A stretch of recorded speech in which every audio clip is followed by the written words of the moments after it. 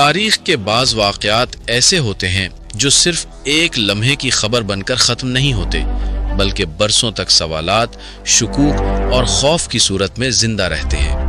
Jeffrey Epstein کا case بھی ایسا ہی ایک واقعہ ہے۔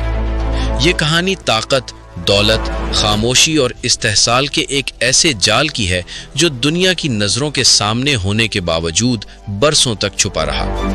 یہ سب ایک ایسے شخص سے جڑا ہے جو بظاہر ایک کامیاب فائنانسر تھا، مگر پردے کے پیچھے ایک اندھیری دنیا کا مالک تھا۔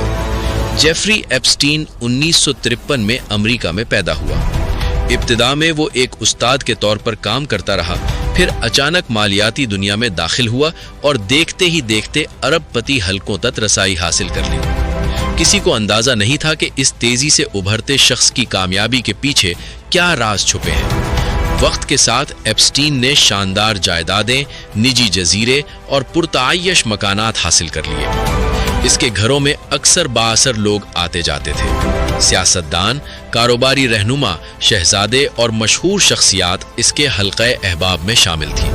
یہ تعلقات اسے ایک ایسا تحفظ فراہم کرتے رہے جس کے باعث اس پر لگنے والے الزامات دب جاتے تھے۔ کچھ عرصے بعد مختلف ریاستوں میں کم عمر لڑکیوں کے غائب ہونے اور استحصال کی خبریں سامنے آنے لگیں۔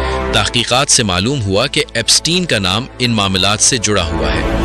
الزام تھا کہ وہ لڑکیوں کو پیسے، تحفے اور جھوٹے وعدوں کے ذریعے اپنے جال میں پھنساتا اور پھر ان کا جنسی استحصال کرتا تھا۔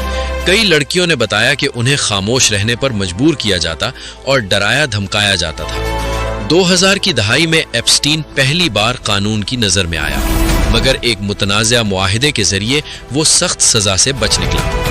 اس معاہدے نے نہ صرف متاثرین کو مایوس کیا بلکہ انصاف کے نظام پر بھی سوالیہ نشان لگا دیا۔ 2019 میں اچانک حالات بدل گئے۔ ایپسٹین کو دوبارہ گرفتار کیا گیا۔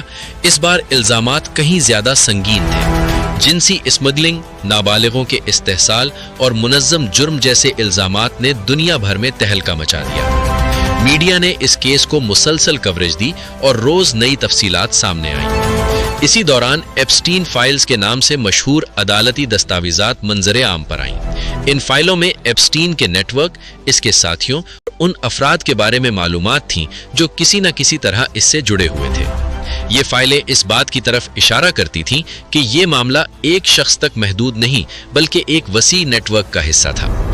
ایپسٹین کی قریبی ساتھی گسلین میکسویل کو بھی گرفتار کیا گیا۔ اس پر الزام تھا کہ وہ لڑکیوں کو بھرتی کرنے اور نیٹ ورک کو چلانے میں مدد کرتی تھی۔ بعد میں عدالت نے اسے مجرم قرار دے کر سزا سنائی۔ جیل میں ایپسٹین کی موت ایک اور معمہ بن گئی۔ سرکاری طور پر اسے خودکشی قرار دیا گیا، مگر سیکیورٹی کی ناکامیوں اور مشکوک حالات نے شکوک کو جنم دیا۔ بہت سے لوگوں کا ماننا ہے کہ ایپسٹین کے پاس ایسی معلومات تھیں جو طاقتور حلقوں کے لیے خطرہ بن سکتی تھی۔ متاثرہ افراد کی کہانیاں اس کیس کا سب سے دردناک پہلو ہے۔ کئی خواتین نے بتایا کہ اس واقعے نے ان کی پوری زندگی بدل دی۔ ذہنی صدمہ، خوف اور احساس محرومی ان کے ساتھ جڑا رہا۔ ان کی آوازیں برسوں تک دبی رہیں، مگر بالآخر انہوں نے ہمت کر کے سچ بیان کیا۔ یہ کیس ہمیں یہ حقیقت یاد دلاتا ہے کہ جب طاقت اور دولت قانون سے بالاتر ہو جائیں تو معاشرہ کس حد تک اندھا ہو سکتا ہے، مگر ساتھ ہی یہ بھی ثابت کرتا ہے کہ سچ کو ہمیشہ کے لیے چھپایا نہیں جا سکتا۔ جیفری ایپسٹین اور ایپسٹین فائلز کی کہانی آج بھی مکمل نہیں ہوئی۔ تحقیقات جاری ہیں، سوالات باقی ہیں اور دنیا یہ جاننا چاہتی ہے کہ اس نیٹ ورک میں شامل ہر فرد کو کب اور کیسے انصاف کے کٹہرے میں لایا جائے گا۔ یہ ایک ایسی داستان ہے جو تاریخ میں ایک سیاہ باب کے طور پر لکھی جائے گی، مگر ساتھ ہی یہ آنے والی نسلوں کے لیے ایک وارننگ بھی ہے کہ ظلم کے خلاف آواز اٹھانا ہی اصل طاقت ہے۔ جیفری ایپسٹین مر چکا ہے، مگر اس کے سوال آج بھی زندہ ہے۔ طاقتور نام خاموش ہے، فائل ادھوری ہے اور سچ ابھی بھی پردوں کے پیچھے ہے۔ تاریخ گواہ ہے، جب سچ بولتا ہے تو انصاف خاموش ہو جاتا ہے، جب سچ بولتا ہے تو تاریخ بدل جاتی ہے۔ سوال یہ نہیں کہ جرم ہوا یا نہیں، سوال یہ ہے کہ کس نے اسے چھپایا۔ اگر آپ کو اس طرح سچی اور تاریخی معلومات دیکھنا چاہتے ہیں تو ویڈیو کو لائک اور پاک ریسرچ چینل کو سبسکرائب کریں۔ شکریہ۔